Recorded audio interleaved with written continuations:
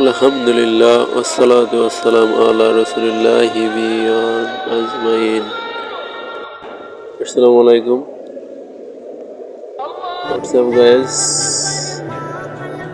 I hope you are very well by the grace of Allah. So guys, it is a new blog, so very interesting blog. Let's go দেখুন। আজকের ব্লগটি হচ্ছে Dhaka two Mumbai. আমার স্বপ্নের শহর, আমার স্বপ্নের দেশ সৌদি আরব, সেখানে আমি চলে যাচ্ছি। সবাই ভালো থাকবেন। দেশটি ছেড়ে যেতে আমার অনেক কষ্ট হচ্ছে। মাতৃভূমি ও মা, এদেরকে ছেড়ে যেতে অনেক কষ্ট হচ্ছে, কিন্তু কিছুই করার নাই। তো প্রথমে আমরা ঢাকা এয়ারপোর্টে ঢুকলাম, তারপরে ইমিগ্রেশন করলাম। ইমিগ্রেশন শেষ করে চলে গেলাম প্লেনে। আমার প্লেন হচ্ছে ইন্ডিগো প্লেন, সেটা হচ্ছে ইন্ডিয়ার প্লেন। এটা মুম্বাই নামবে। প্লেনটি দেখতে পাচ্ছেন। সো আমি অনেক এক্সাইটেড, জীবনে প্রথম সরাসরি এত কাছ থেকে প্লেন দেখলাম। তারপরে বিমানে আমি উঠলাম। উঠার পরেই সিট নাম্বার আমার 24B। আমি প্রথমে খুঁজে পাচ্ছিলাম না, তারপরে জিজ্ঞেস করলাম যারা হেল্প কেয়ারে আছে তাদেরকে। তারা আমাকে সিটটা দেখিয়ে দিল। আমি সিটটার কাছে গেলাম, সেখানে যাই টেক আপ করলাম। তারপরে প্লেনের জানলা দিয়ে অনেক দেখতে সুন্দর লাগছিল, দেখলাম। ইচ্ছা করছিল জানলা ভেঙে বাইরে মাথা বার করে দেখে, কিন্তু কিছুই করার নাই। আমাদের প্লেনটি আস্তে আস্তে ছেড়ে দিল। ছেড়ে দেওয়ার পরে ইভেন প্লেনটি যখন ছেড়ে দেয় তখন অনেক ভয় লাগছিল। তারপরে এক্সাইটেড ছিলাম যে ওপর থেকে ঢাকা শহর কেরম, অনেক ভালো লাগছিল ঢাকা শহরের বিল্ডিংগুলো। প্লেনটি ধীরে ধীরে মেঘের ছোঁয়া নিচ্ছে। ধোঁয়া কুয়াশা পড়ছিল সকাল থেকে। ইভেন প্লেনটি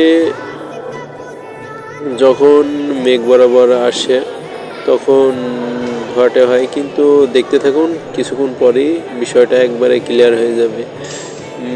মেঘে আর আকাশে একাকার হয়ে তাদের দেখতে অনেক সুন্দর লাগবে। আসলে আমার দেশটিকে দেখতে অনেক সুন্দর লাগছে প্লেন থেকে। চলে যাচ্ছে, তারপরও দেশটাকে বারবার ঘুরে দেখছি। কিন্তু আমরা এখন মেঘের রাজ্য থেকে মেঘ ছাড়িয়ে উঠে পড়ব, যেখানে মেঘের সংস্পর্শ খুবই কম। মেঘ নিচে থাকে আর আমাদের প্লেন উঠে গেল মেঘের উপরে। বেশ ভালো লাগছিল। এভাবে মেঘ ভেঙে প্লেন উপরে পাড়ি দিল, যেন হাত বাড়ালেই মেঘ ছোঁয়া যাচ্ছে, এরকম একটি বিষয়। অনেক সুন্দর লাগছে। আমি অনেক এক্সাইটেড ছিলাম। আমি তো সবসময় জানলা দিয়ে দেখছি, কিন্তু আমার আসলেই অনেক সুন্দর লাগছিল যে প্লেনে প্রথমবার চড়া। তো অনেক সুন্দর লাগছিল যখন প্লেনটি মেঘ বেয়ে বেয়ে ওপরে উঠে পড়ছে। মেঘ যেন আমাদেরকে চারিদিকে চাদরে মোড়ানোর মতো করে মোড়ে রাখছে। এভাবে আমরা মেঘের রাজ্য থেকে ওপরে আস্তে আস্তে উঠে পড়লাম। তারপর আমাদের প্লেনটি চলা শুরু করলো। এভাবে ধোঁয়া কুয়াশার মেঘ, আকাশ যেন একটা খেলা করছে। ছোটবেলায় যেটা ভাবতাম, যদি আকাশ ছুঁতে পারতাম, আজকে মনে হচ্ছে যেন সত্যি আমি আকাশ ছুঁয়ে ফেলেছি। অনেক ভালো লাগছে। আমাদের প্লেনটি হচ্ছে ইন্ডিগো এয়ার, এটা ইন্ডিয়ান এয়ারলাইন্স। দেখুন, এখন পুরা মেঘের রাজ্য পাড়ি দিয়ে আমরা মেঘের অনেক উপরে উঠে পড়েছি। অনেক ধোঁয়া কুয়াশার কারণে জমিনের কিছুই দেখা যাচ্ছে না, কিন্তু মেঘের একটা মনে হচ্ছে এটা একটা রাজ্য। অনেক ভালো লাগছে দেখতে।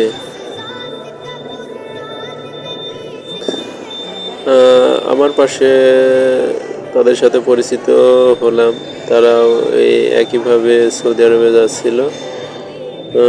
সিটটি আমার প্লেনের আপনার প্লেনের জ্বালানোর কাছে না হয় আমি ভালোভাবে বিষয়টি ফুটে তুলতে পারিনি, দেখাইতে পারিনি। আমার ছিল জ্বালানোর পাশের সিটের পরের সিটটা। এভাবে আমাদের প্লেনটি ছুটে চলে যাচ্ছে মুম্বাইয়ের দিকে। আমরা এভাবে চলতে শুরু করলাম। সো সো দেন প্লেনটি এক সময় উপরে উঠতে উঠতে সে স্থিতি ধারণ করে ফেলে। প্লেনটি তখন সোজা যেতে থাকে, নীরবে ছুটতে থাকে। তখন স্বাভাবিকই মনে হয়। আপনারা দেখতে পাচ্ছেন এখন স্বাভাবিকভাবে চলে যাচ্ছে একইভাবে। কিন্তু এজন্য কোন অজানা দেশে, কোন অচিনপুরে এসে পড়েছি আমি নিজেই বুঝতে পারছি না। অনেক ভালো লাগছে যে পৃথিবী এত সুন্দর। প্রথমত আল্লাহর শুকরিয়া আদায় করছি, আলহামদুলিল্লাহ, যে আল্লাহ পৃথিবীটাকে এত সুন্দরভাবে সৃষ্টি করেছে। সব কিছু না দেখলে বোঝা যাবে না আসলে আল্লাহর প্রতিটি সৃষ্টি এত সুন্দর, যার কোনো খুঁত পাওয়া যাবে না। সর্বপ্রথমে আমাদের যেটা করা উচিত, সবসময় আলহামদুলিল্লাহ এই শব্দটা মন থেকে বলার চেষ্টা করা উচিত, কিন্তু আমরা পারি না, তবে চেষ্টা করব। এভাবে আমরা প্লেনে বসে থাকলাম। আমার অনেক দিনের স্বপ্ন ছিল যে প্লেনের ওয়াশরুম দেখব কেমন সেটা, তারপরে দেখলাম। দেখুন, ইংরেজি টয়লেট হয়, ওয়াশরুমটা তেমন ব্যবহার করতে পারিনি। টয়লেটের ওয়াশরুম অনেক ছোট, ভেবেছিলাম যে হয়তো বা বড় সড়ো, কিন্তু না, অনেক ছোট। সেখানে সব কিছুই মোটামুটি আছে, বাট দেখার খুব ইচ্ছা ছিল যে সব কিছু দেখব। তারপরে দেখলাম। এভাবে আমাদের প্লেনটি মেঘের রাজ্য বেয়ে যেন এক কোন স্বপ্নের দেশে চলে যাচ্ছে, মেঘের সাথে খেলা করতে করতে। নিচে হচ্ছে সাদা কুয়াশা ঘন মেঘ, উপরে দেখতে পাচ্ছেন আর একটা সুন্দর মেঘ, আর ভিতর দিয়ে প্লেন যাচ্ছে, আসলেই অসাধারণ। তারপরে আমরা এভাবে আমাদের প্লেনটি 2টা 10 মিনিটে ছাড়ছিল। তারপরে 5টা সাড়ে 5টার দিকে আমরা মুম্বাই শহরে পৌঁছে যাই।